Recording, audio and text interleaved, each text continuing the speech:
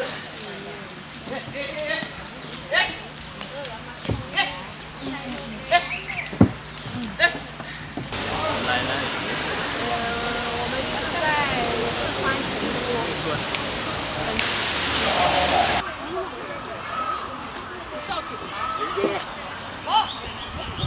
รรดาตอนนี้บรรดาญาติโยมกำลังรอท่าเบิ่งนกยูงสิลงมาไปใส่อยู่มันตลอด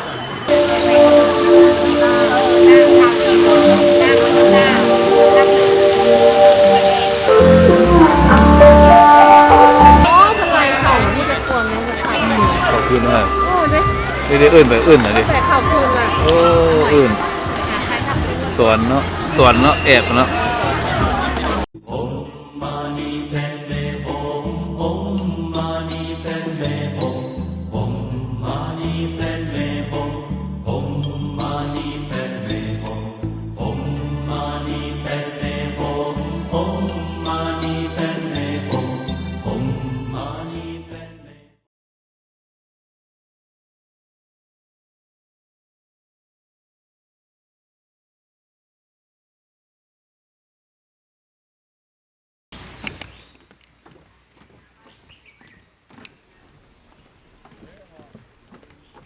ย่างเขา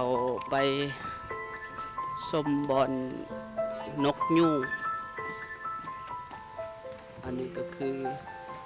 12ปันนาสถานที่บอลชมนกยูงกำลังย่างเขาไปเบิ้ง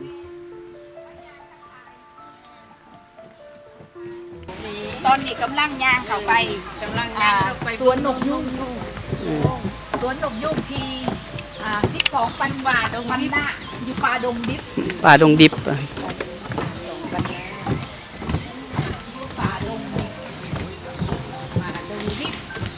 มีกวางนี่กวางจะเลี้ยงอยู่กับ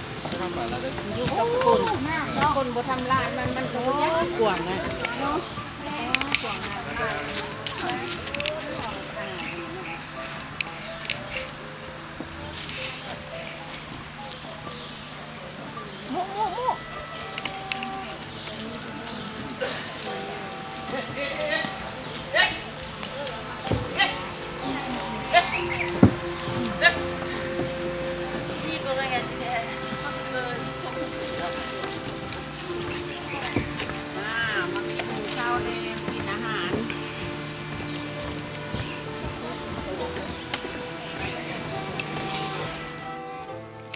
จะในเขาสิได้เห็นสถานที่ดงดิบบอนบอนนกยูงอยู่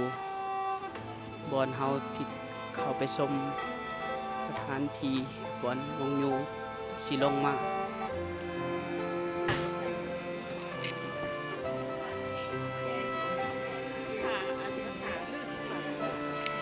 ขายคือตัวทำเฮาลาเขาแหละขายคือตัวทำเรา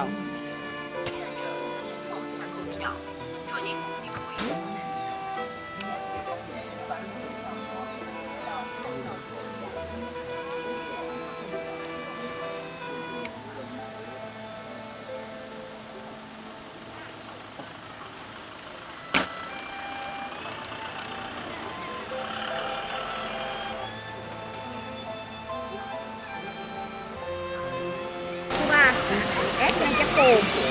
งามหลายอยู่นี่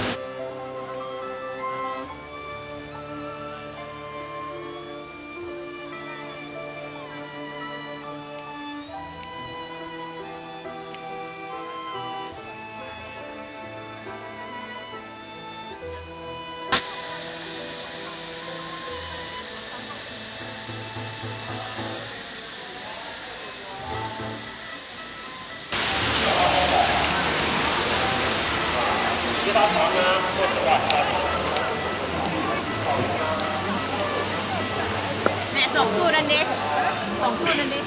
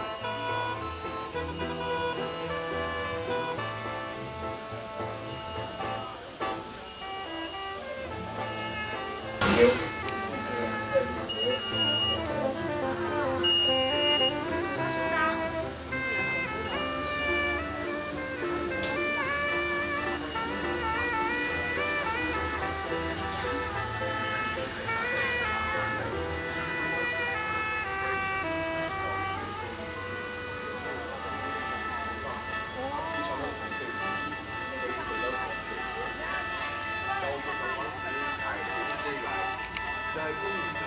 诉说中得知了艾希被罗普拉逼走，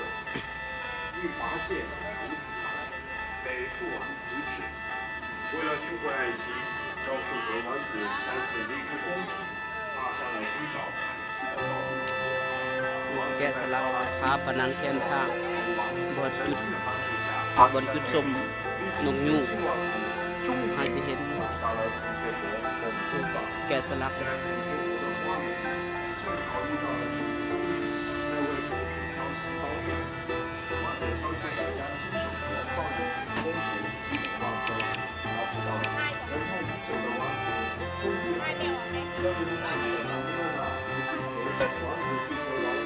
比以前。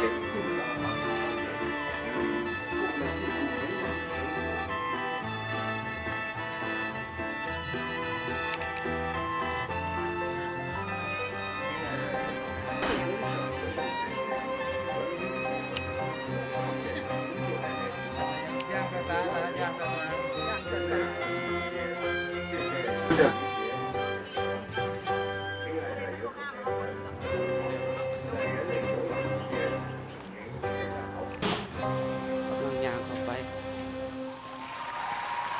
บนจุดชมนกยูงสถานที่นี้คือบนจุดชมนกยูงที่เราจะเข้าไปที่เราจะไปขอไปชมไปเบิ่ง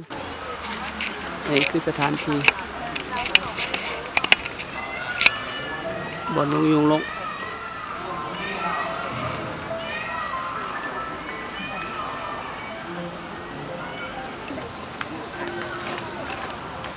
เอาสาวตัวลีกับเถาตัวลี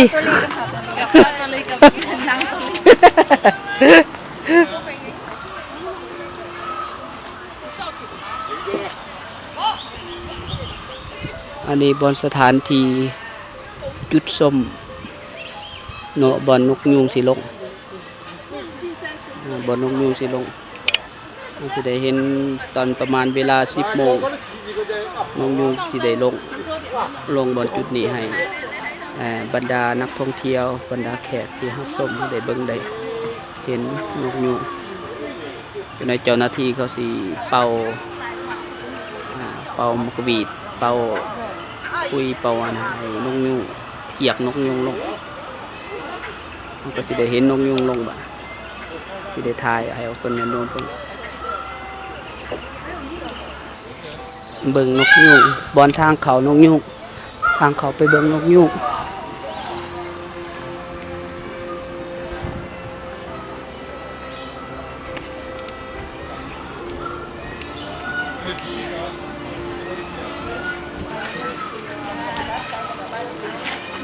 อันนี้แขกที่มาน้ำกันนี่มาเบิ่งนี่อันนี้แขกที่มาน้ำกันถ่ายวิดีโอเด้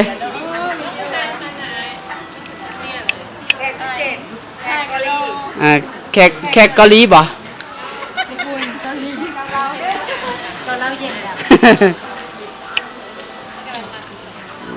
อันนี้แขกบรรดาแขกเอาต้นยำยนทีมาจากต่างเมืองต่าง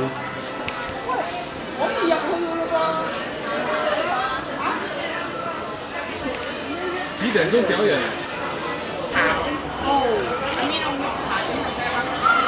บรรดาตอนนี้บรรดาญาติโยมกำลังรอท่าเบิ่งนกยูงสิลงมาไปใส่อยู่มันตลอดไอแอมงงทำเป็นงงไปได้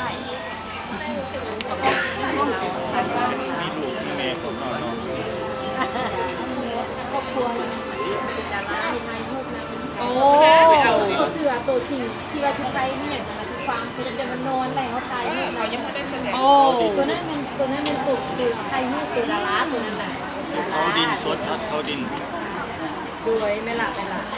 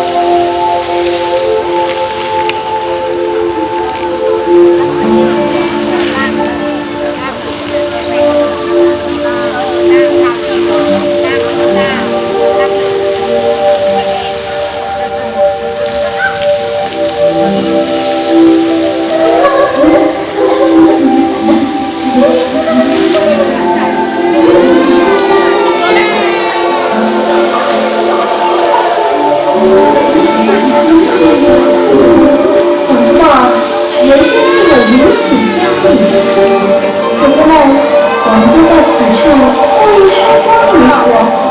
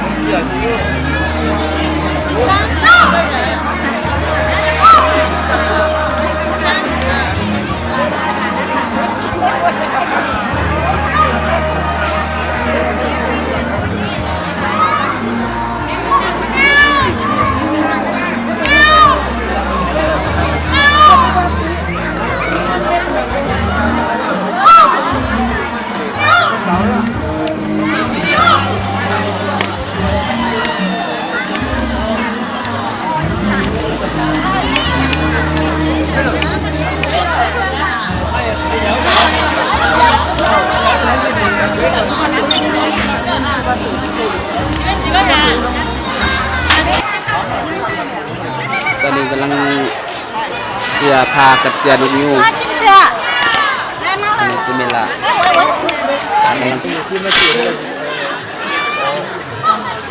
มันได้ตัวอุ้มมันกินต้องให้ซื้อ你们几个人4哎弟弟我 ซื้ออาหารนกยูงสิไปเกลือนกยูง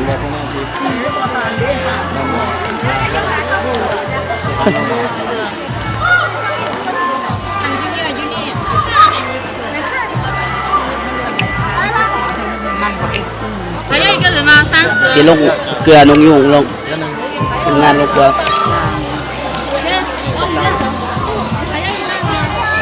我没有零钱找给你了你有零钱吗你拿里面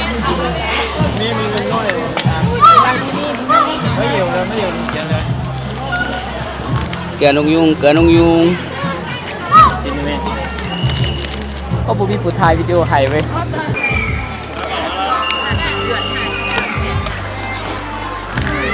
เปิดให้เพิ่นๆไหม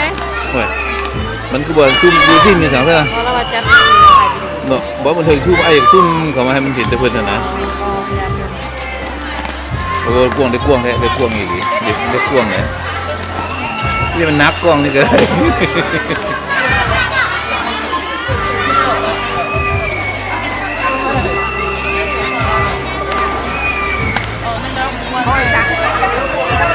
อ๋อทำไมเขานี่จะกวนมันจะขาด ขอบคุณมาก โอ้ย ได้เอิ้นไปเอิ้นน่ะดิ แต่เขาคุณล่ะ โอ้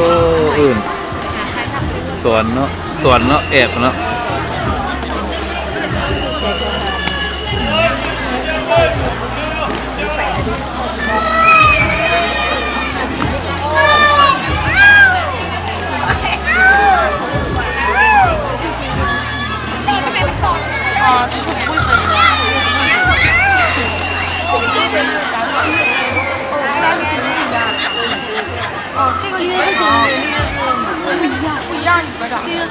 เห็นลายแล้วแบบนี้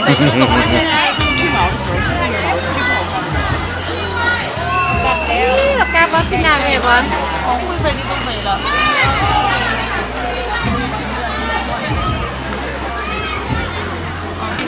บ่แล้วว่ะเอ้าหรือบ่ตื้อใส่ละเจ้าของกล้องมาใส่แล้วกลับแล้วเด็กๆอยู่ไปเนี่ย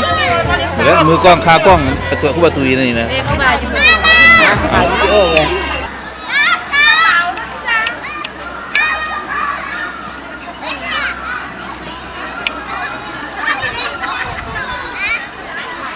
กำลังกลั